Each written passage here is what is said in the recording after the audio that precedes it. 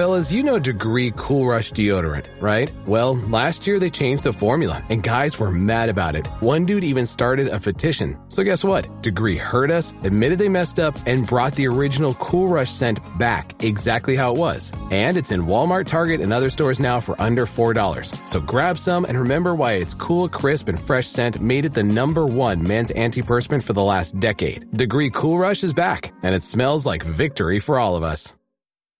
The #1 selling product of its kind with over 20 years of research and innovation. Botox Cosmetic, onabotulinum toxin A, is a prescription medicine used to temporarily make moderate to severe frown lines, crow's feet, and forehead lines look better in adults. Effects of Botox Cosmetic may spread hours to weeks after injection, causing serious symptoms. Alert your doctor right away as difficulty swallowing, speaking, breathing, eye problems, or muscle weakness may be a sign of a life-threatening condition. Patients with these conditions before injection are at highest risk. Don't receive Botox Cosmetic if you have a skin infection. Side effects may include allergic reactions, injection site pain, headache, eyebrow and eyelid drooping, and eyelid swelling. Allergic reactions can include rash, welts, asthma symptoms, and dizziness. Tell your doctor about medical history, muscle or nerve conditions including ALS or Lou Gehrig's disease, myasthenia gravis, or Lambert-Eaton syndrome, and medications, including botulinum toxins, as these may increase the risk of serious side effects. For full safety information, visit BotoxCosmetic.com or call 877-351-0300. See for yourself at BotoxCosmetic.com. Vacations will never be the same. Welcome to the theme parks of Universal Orlando Resort. With spectacular hotels and more, Universal Orlando offers an entire week of vacation awesome. Visit universalorlando.com. From the Fifth Quarter Studio in Madison, Wisconsin, you're listening to the Coaching Youth Hoops Podcast. They're playing basketball.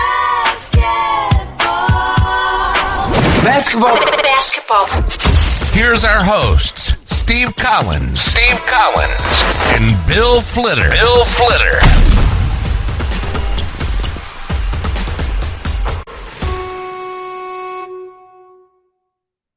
Welcome, coaches. We've never really interrupted our podcast very often. No, we haven't. We really haven't. We are right now. We are right now because this is super important. Two things. I'm going to do one. Coach Bill's going to do one.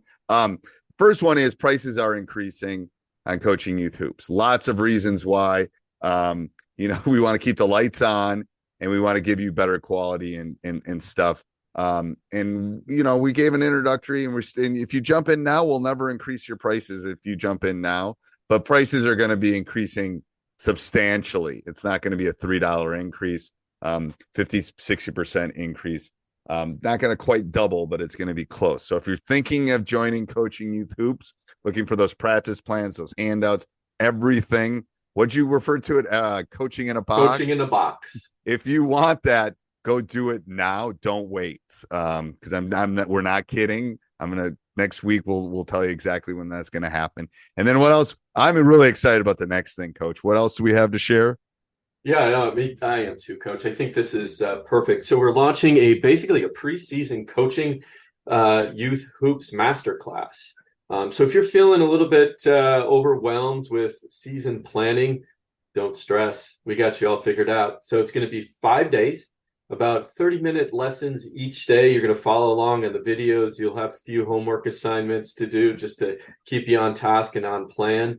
But these are these courses are there to help you plan for your season and just get all of that underway, from practice planning to designing your strategy, learning how to implement offense and defense in about 3 to 5 practices.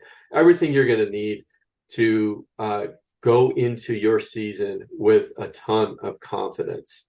And go sign up now. That's over at Coaching Youth Hoops Masterclass.com. Again, Coaching Youth Hoops Masterclass.com, and unlock your coaching confidence. I know. I'm super excited about it, Coach. And it's like, we're not taking we're going to limit the number of coaches. So if you're thinking of joining or thinking of jumping in, do it now. Don't wait. And I know some people are still maybe on summer vacation mode, but go over and sign up right now and do not hesitate. So one more time on that URL, Coach. That's Coaching Youth Hoops Masterclass.com. And one final thought. This is exactly what I wish I had when I started coaching. right? Step-by-step process from Steve and I. We're going to walk you through everything to lead with confidence. Welcome to Coaching Youth Hoops. Before we get started, hey, how are you? Doing awesome. Before we get started, I'd like to do a big shout out to our sponsors. First of all, obviously, coachingyouthhoops.com, the one-stop shop for basketball. It's a Swiss Army knife for youth basketball coaches. How about that, Coach? I've never mentioned. A coach in a box, as someone told me the other day, which I love. Coach in a box, everything you need. Yeah. We'll keep this G-rated, but there's an SNL thing about something in a box. And then what's our other sponsor, Coach? The Basketball Play Creator. So if you head over to the basketballplaycreator.com. I discovered this by a Google search. I was looking for something simple. I didn't need anything complicated to create plays and drills and everything. And this, I found this tool. I absolutely fell in love with it because it's simple. It creates playbooks easily, and I can share those playbooks with players. It's everything you need. I've seen a lot on our Facebook group, even of coaches, handwritten plays down. I'm like, go to the basketballplaycreator.com and just put it all in there. Then you have it forever, and then you can tweak it as you need it, and you can share it out with your players. So yes, doesn't have to be on a napkin anymore. Sorry, Marty, does not be on a napkin anymore. Hello, coaches. Welcome to another episode of Coaching Youth Hoops. I am your host, Coach Bill Flitter. If you've been watching this podcast for a little bit, you will recognize who we have on today. We have Dr. Dave. I just thought about that. Dr. Dave. Dr. Dave back again for another episode on. We're going to be talking about anxiety today and kids' sports.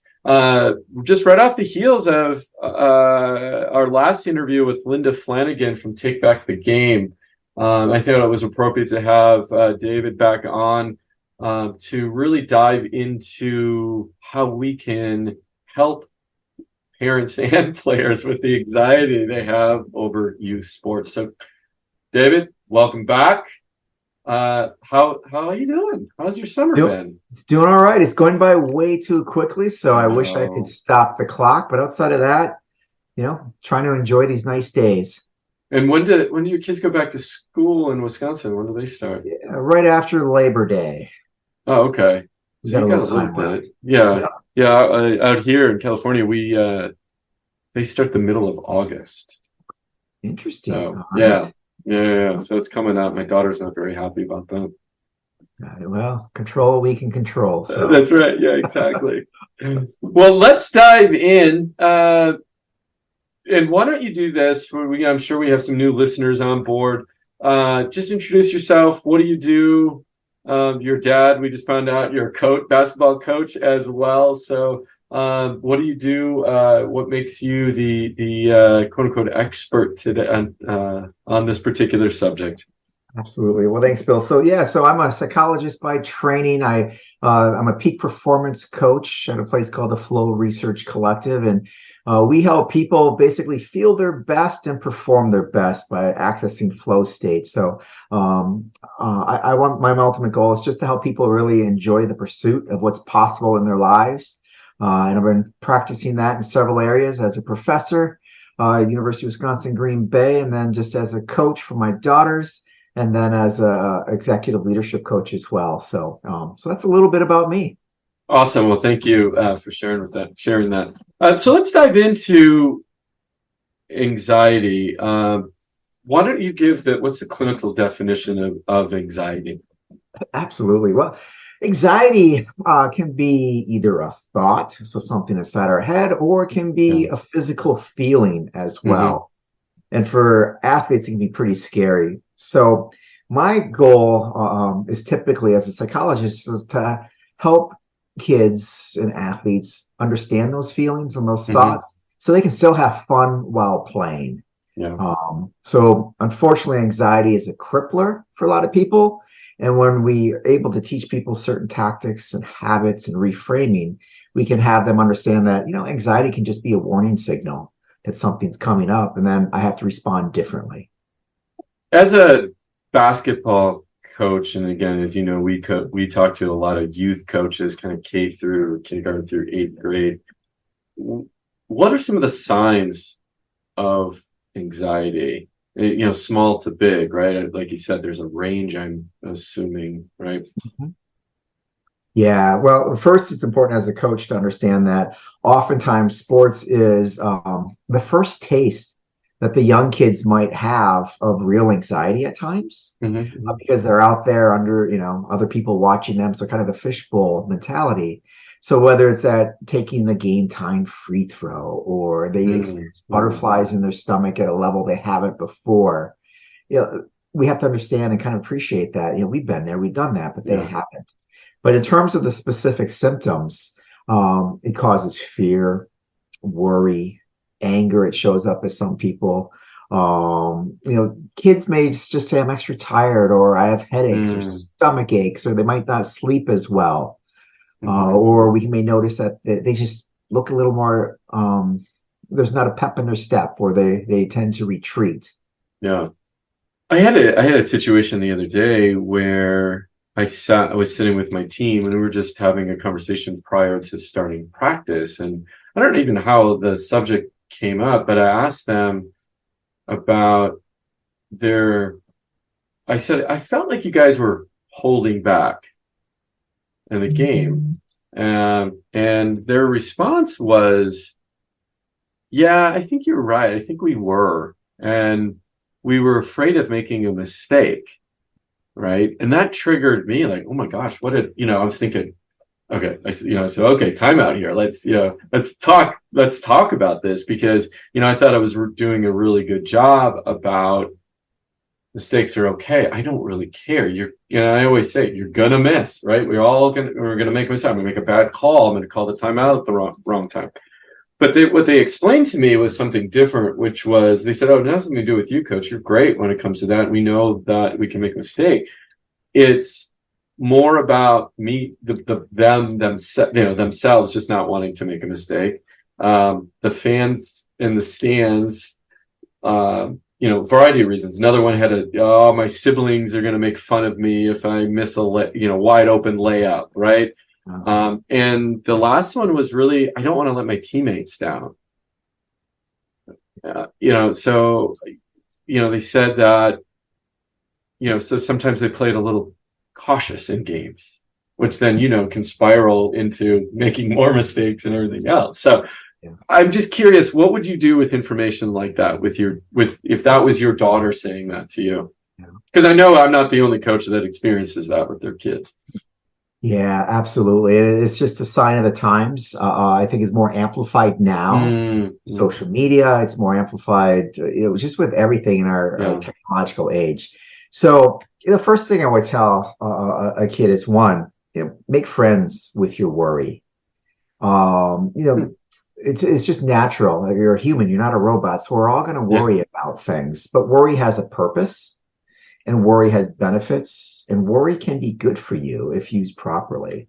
So how do we use it properly? And I like to equate it as an early alert signal that, for some reason, my brain is sensing that my flight or fight response may have to kick in. And what is it? So then it's like, all right, let me just calm myself. And I'm a big believer in calming the nervous system to calm the brain. And so often I'll tell people let's just take a deep breath and a long exhale. And when our exhale is longer than our inhale, it tells the brain that we're okay, we're safe, and I can handle this.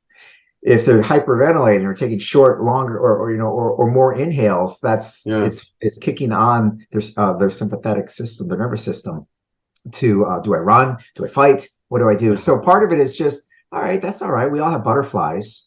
It's my job as a psychologist to make those butterflies fly in formation, right? And coaches, we have to do that as well. Yeah. And that's the first thing I would tell, any kid I'm coaching or my daughters is, that worry's just a part of life. Part of the game, make it a friend. And then they can start to play with it a little bit. and they can label it. So labeling is important. Give me an example of that. Yeah, so I had one girl who we're going pretty fast. We're trying to simulate game speed, going through the 3 plays we taught them, 5th grade girls basketball, and running. And she just wasn't getting it. She missed the practice where we did the drills, and she just lost it. She was in tears, and so she goes, "I'm all right. I'm all right. I got this. I just have to sit down. Give me 20 seconds, and I'll overcome this monster." So she had worked with it. So she labeled it as her little monster. She wiped her tears away. She took some breaths. She grabbed a drink of water, and she came right back out there. Oh, that's interesting. Nice. Yeah, so it was pretty mature, right, for a 5th grade girl to. Yeah, which is important because if the 5th grade girls can learn this skill, that's right. Yeah. Then anybody can. So that's the first tip. Make worry or anxiety your friend. Okay. And then that also helps for our older high school students and college students, where if they don't learn these to make anxiety and worry their friend, things can get out of hand, and those can turn into more serious things, whether it's eating disorders or, crippling things like that. So starting early. Tip number 2, help them understand how to assess risk. So you had given the example of, well, my friends and my siblings might make fun of me if I miss, or I just feel the pressure that I can't screw up in front of my parents. So let's assess that risk. So what does it mean? So, so your boneheaded brother in the stands is going to make a joke or something about, right? Airball Aaron. So what? You're going to live with it.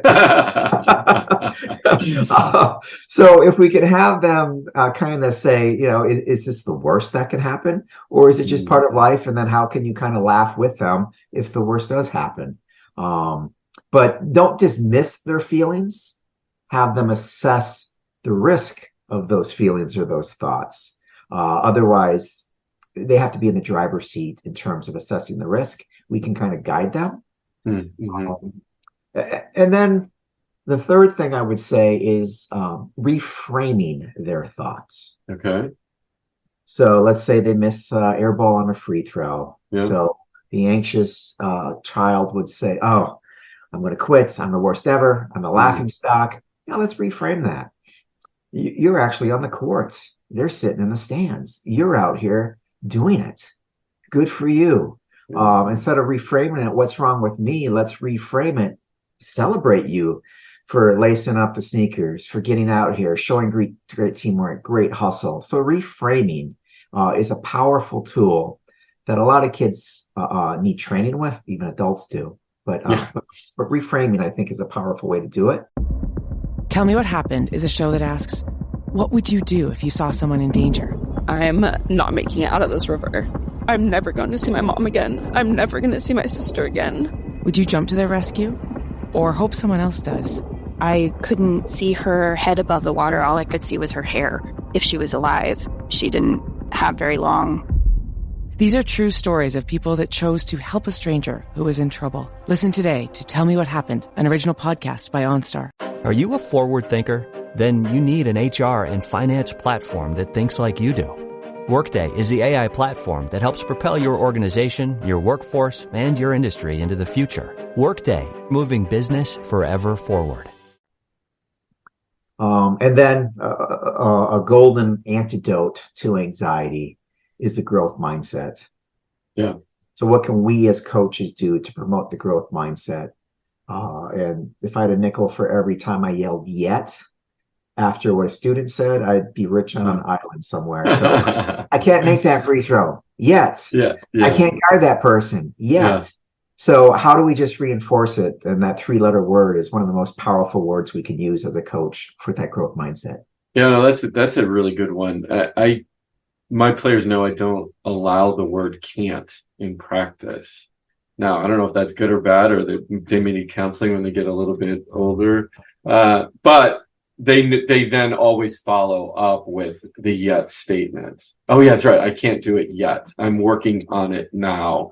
That's why I'm here, right? Some sort of phrase like that, right?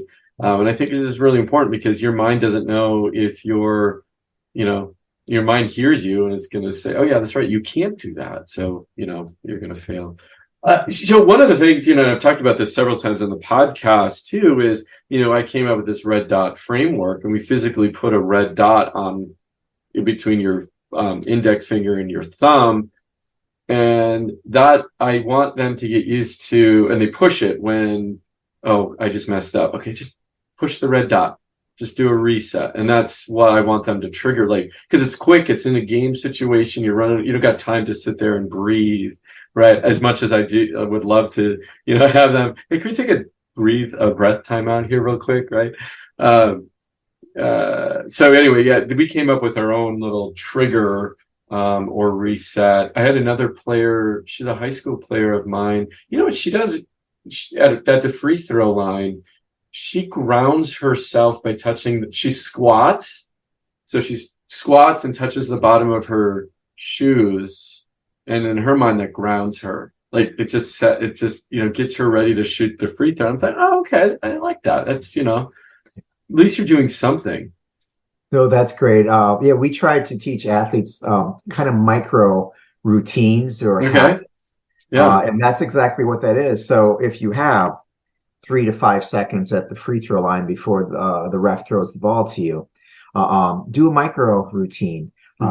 Baseball players do it all the time. So if you see them staring off, I can bet that 7 out of 10 are staring at the top of the foul pole line or the foul pole out in the left field. So that they're just fixating on the points. They're probably visualizing success.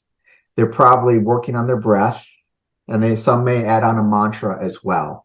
And what that micro routine does is it shortens the space where anxiety can creep in.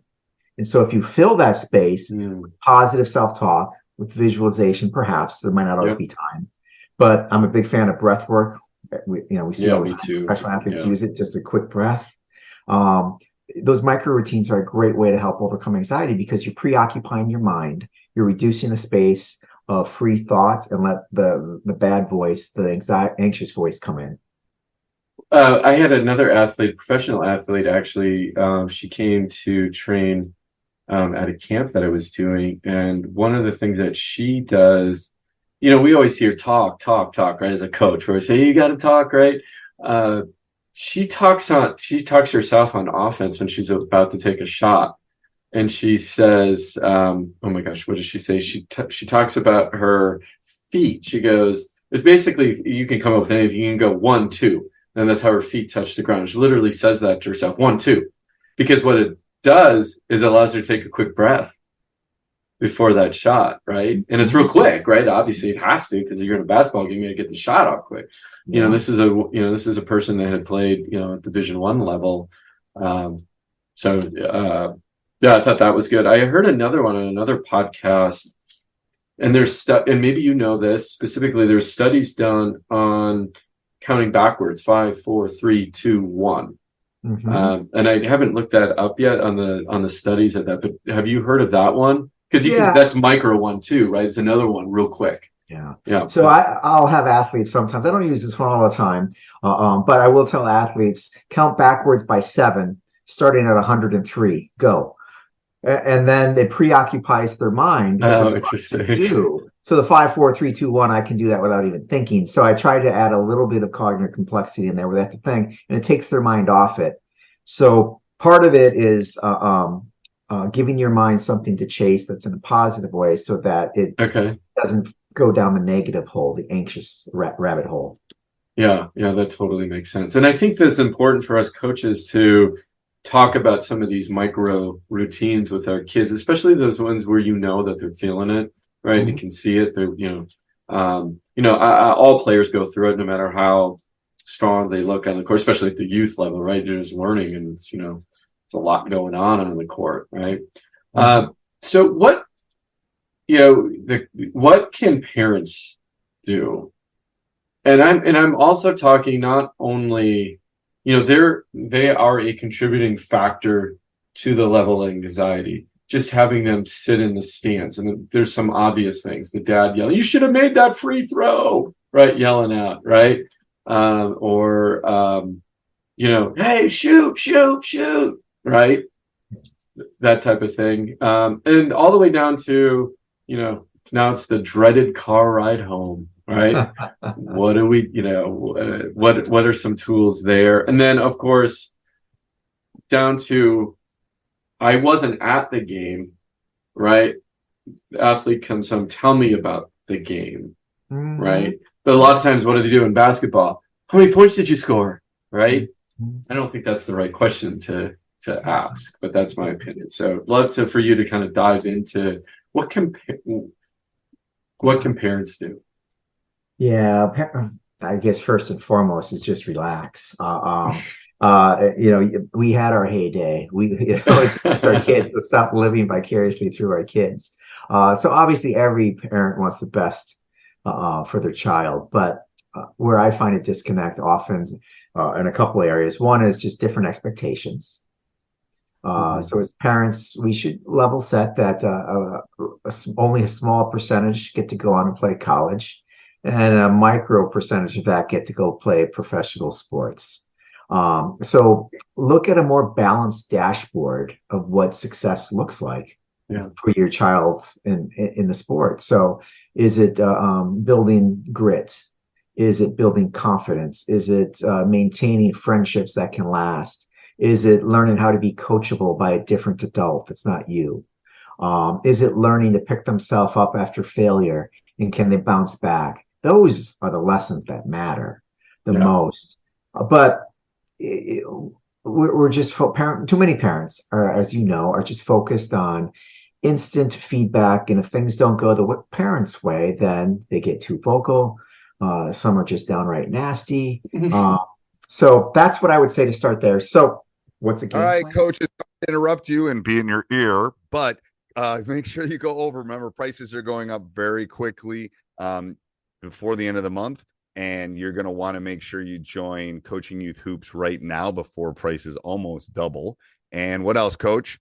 Hey, September 13th, we are launching the Coaching Youth Hoops Masterclass. So go sign up over at Coaching Youth Hoops, masterclass.com. We're going to walk you through step by step on season planning, and you are going to be a confident coach going into this season. Yes. So what's a game plan? Pre-game talk. So when I'm in the locker room or, driving my daughters, I say, hey, we're going to really enjoy watching you play today. I could care less if you win or lose, but, what's your big goal for the day in this game? And I say, I don't know. Well, I think I want to work on not picking up my dribble so soon.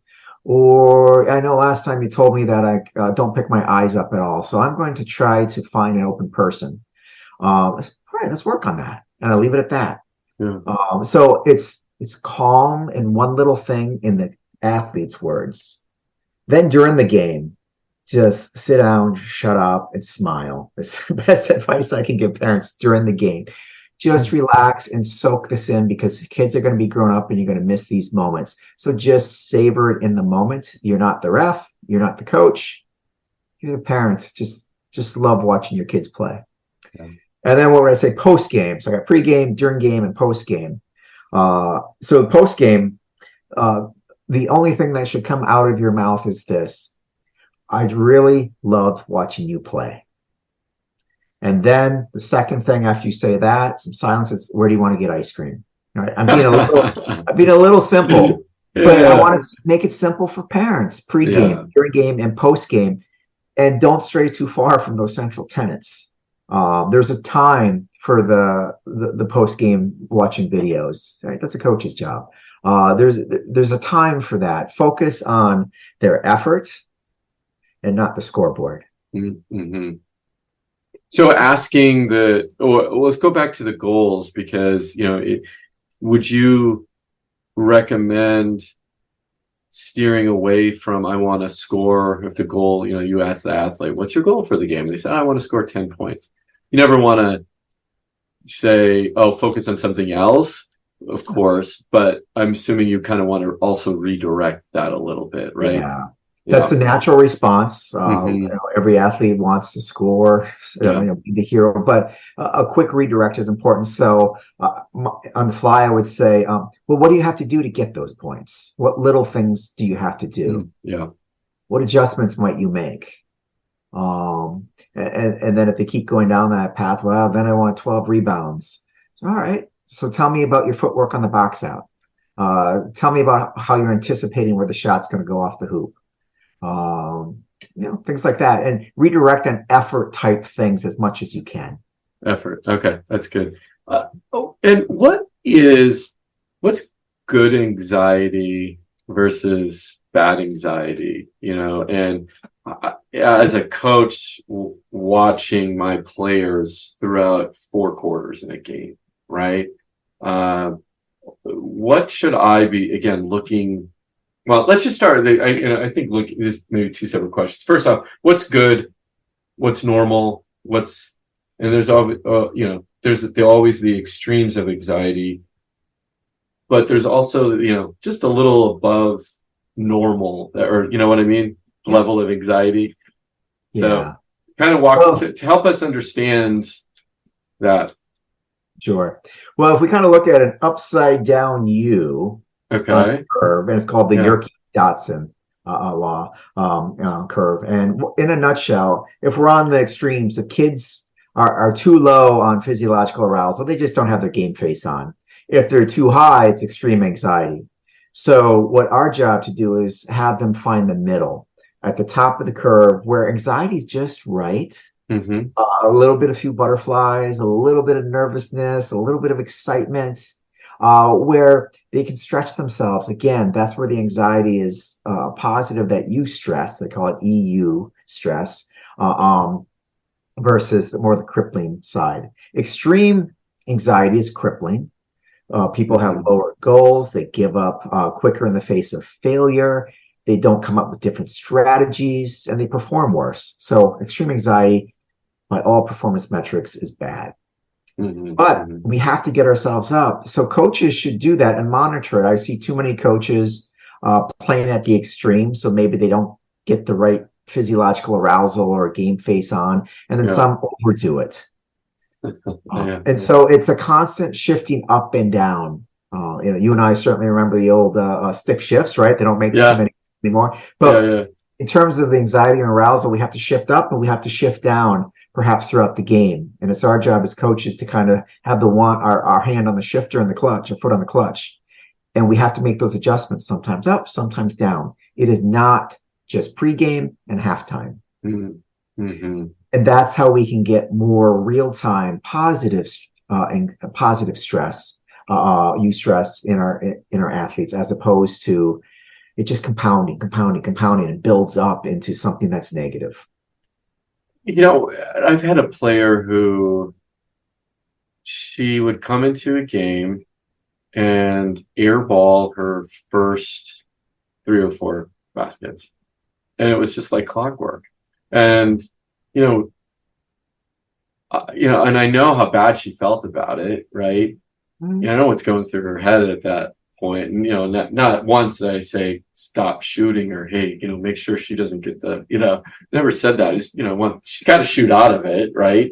And I know what's going. She missed airballs the first one, gets a chance for the second one, and all she's thinking about is, I airballed the last one, right? And she airballs 2, then it's like, oh my gosh, I just airballed the last. So it's this snowball effect until she hits her first one. Yeah. So what I would always say is, okay, start from the inside out, meaning go for a layup, right? Get your confidence, right? Then slowly back to, where you can, when you have that open 3, take that open 3. Mm-hmm. There we go. I lost you for a second. You there? Yes. Okay. There are they're back on the screen again. Okay. Oh, so now I just lost it. Are you there? I'm still here. Yes. Oh, perfect. Okay, thank you. Yeah. But anyway, that was the, so you see that happen in the game. What you're saying is, at the appropriate time, so she doesn't think you're taking her out because she just missed the shots, but pull her aside to say, hey, come up with one of these micro routines for her. Or obviously before game, if I know this is a pattern that she could do while she's in the game. Yeah. That would be the best solution for anyone. You kind of start seeing them build up this kind of anxiety, if you will. Yeah, it starts earlier than the game. Obviously, it starts in practice. Yeah, right.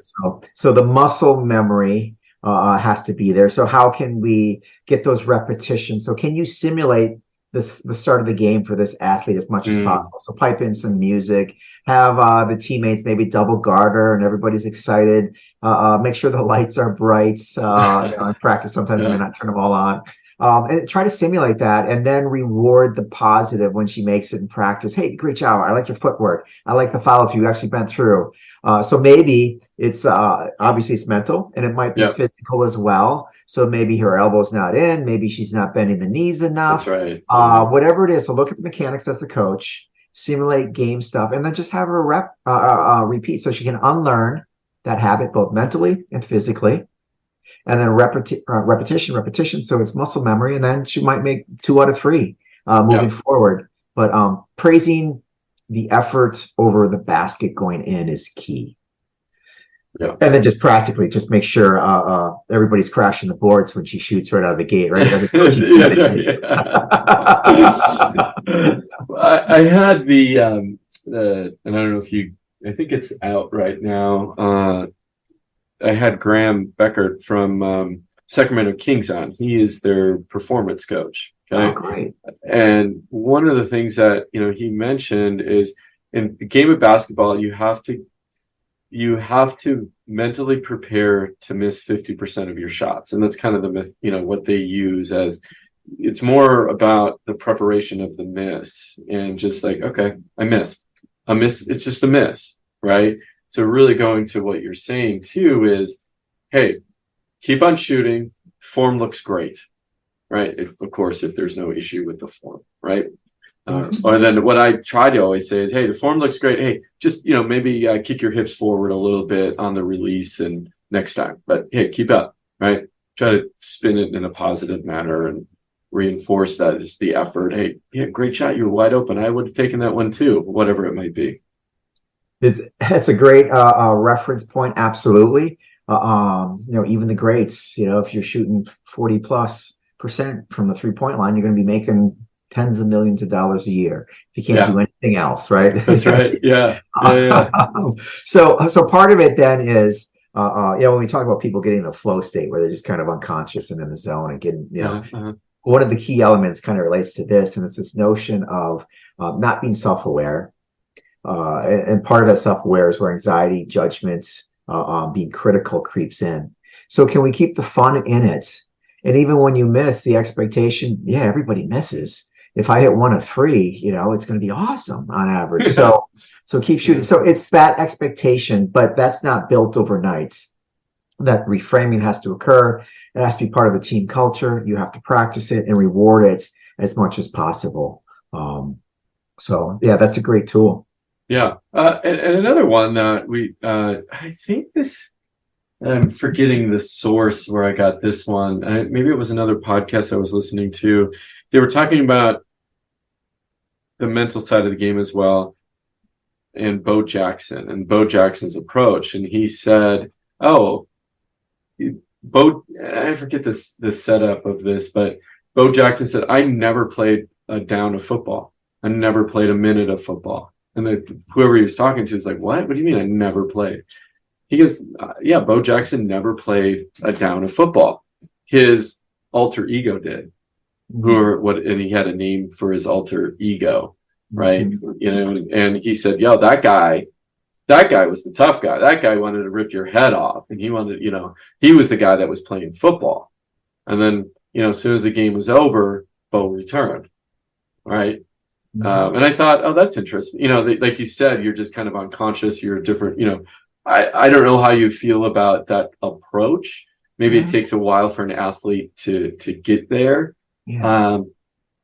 But is that something you would recommend for kids to kind of be someone else, so to speak?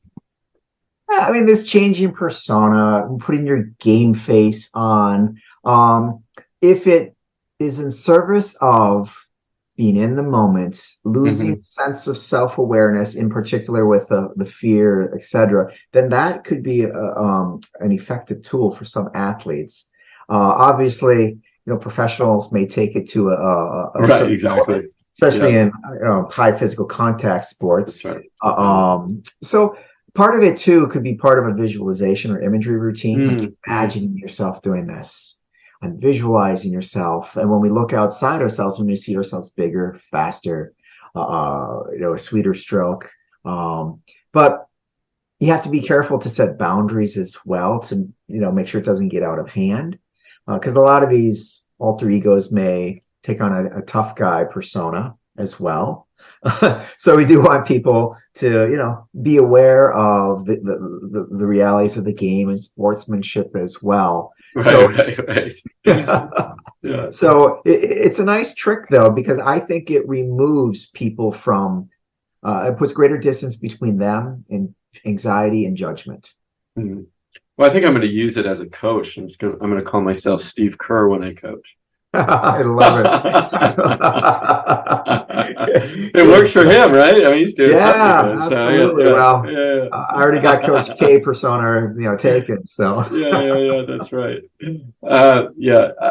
So what I started doing, and maybe this will help other coaches too. And again, as we talked off air about a few things, and I'm testing because I think helping kids deal with the anxiety of sports it can be a strategic advantage for performance. And what I started doing, again, this was really Graham brought this up and I stole it from him, which is we line up on the baseline.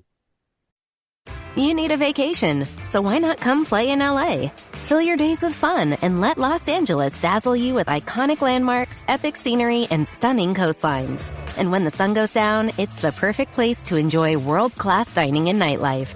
Let play lead the way and soak up all this city has to offer. Start planning your LA getaway now at visitcalifornia.com. This episode is brought to you by Enterprise Mobility.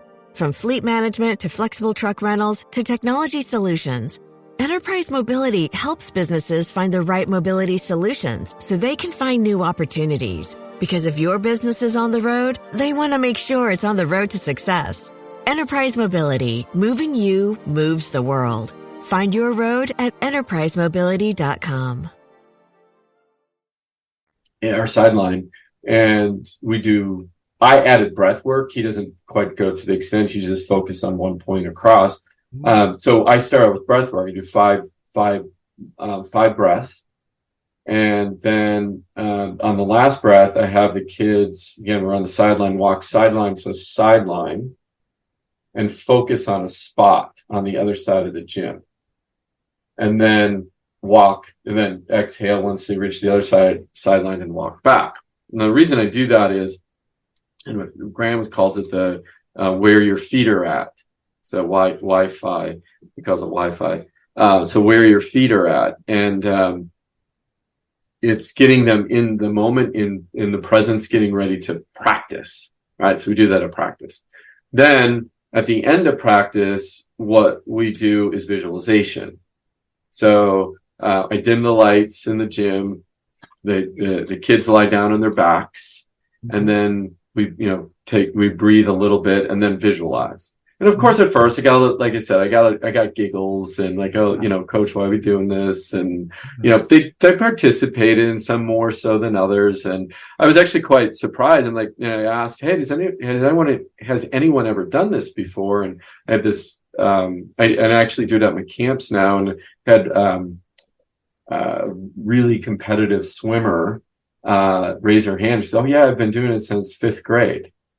And I'm like, or 5th grade, or since she was 5. I don't know, okay. It's a little fuzzy, but anyway, she's been doing it a while. So that's how I kind of bookend, the idea of introducing little things you can do to help athletes deal with anxiety and teach them. And hopefully, they see the benefits, so they do it before the big test that they have in school, or, they carry it through life. Yeah. It's a great strategy. So in the big dance, Marquette was playing. I forget who. It might have been UConn. I think they lost that game. One of their 2-minute timeouts, their coach just stepped aside, and their sports psychologist, performance coach stepped in, and for 2 minutes they did breathing exercises. I've never Incredible. seen Yeah. that during a 2-minute timeout. Yeah. The coach thought that it was more important for them to manage their state than it was to do strategy. Wow. So it's picking up steam. Yeah. Once people get over the gigglies, I try to relate as much as possible to why it's important. We have to control our state. The only way to do it is through the nervous system, and the brain's part of that nervous system. And so we are just controlling it, and that is our competitive advantage. But we'll kind of quickly, let's just kind of wrap this up. And maybe we should have asked this.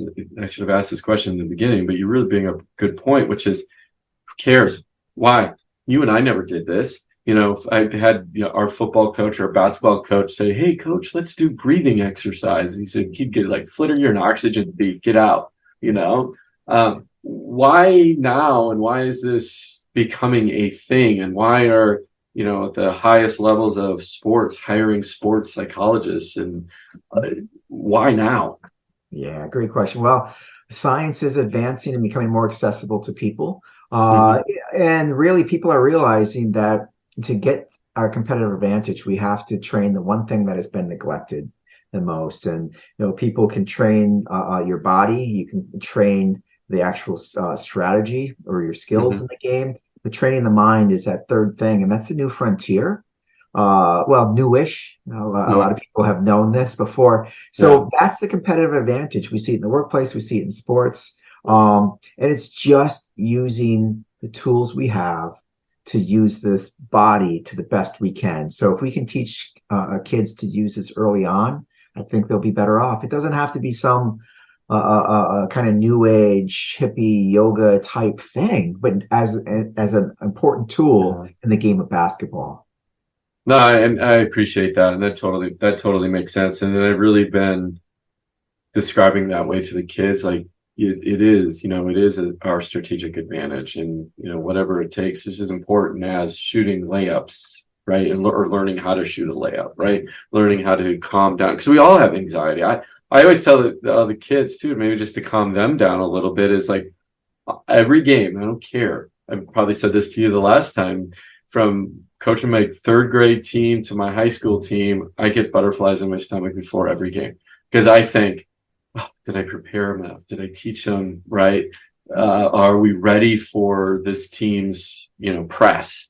Right. And I'm like, I get nervous like, oh my gosh, I hope they perform well, and hope they perform as well as they did in practice this week. And, you're as a coach too, your mind can go in crazy places. Absolutely. Yeah. And to that point, one small tip is what coaches can do at the beginning, because as athletes are coming from classes and changing it, the nervous system is getting fired up, and they chit chatting with everybody. And then that's an opportunity, or that's a fertile ground for anxiety. So it's an opportunity for coaches to put a little space and let them calm down.